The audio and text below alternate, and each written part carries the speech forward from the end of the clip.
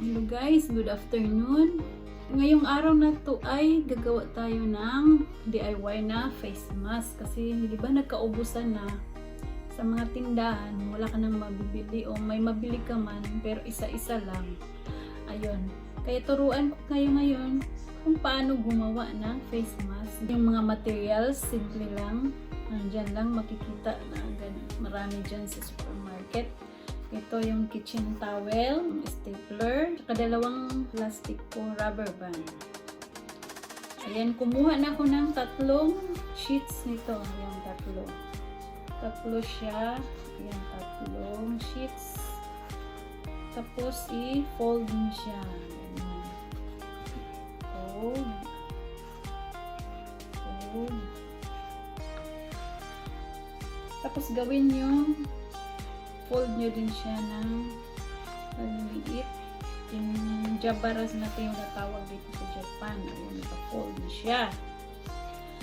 Tapos, ilagay nyo yung rubber band dito at i-stapler nyo sa magkabilang dulo.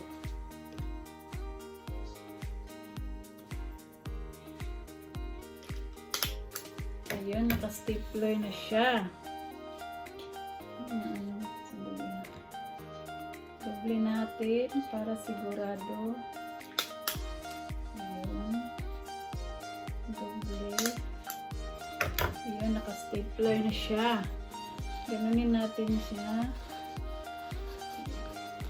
Ganunin natin. Spread.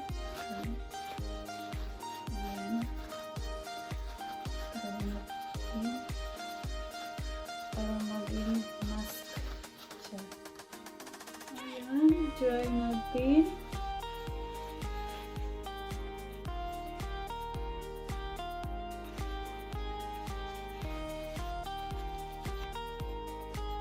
Ayan. Diba guys, simple lang. Ayan. Maganda siya, mainit. Ayan. Kaya guys, madali lang siyang gawin. Bili lang kayo ng kitchen towel, stapler, tapos rubber band. Ayan guys, ang maganda. Ayan. Mura pa siya kasi ito sa isang pack, ano lang, mga niha ko yan lang, 4 na pack, 4 na ganito siya sa isang pack. Ayan. Very, ano siya, convenient. Free na kayo sa mga virus na nandyan. Ayun, salamat sa panonood sa channel namin at sa pagsuporta.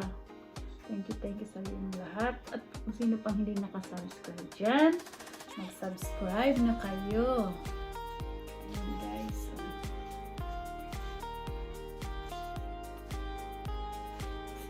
Thank you for watching. Kaya gawa na kayo.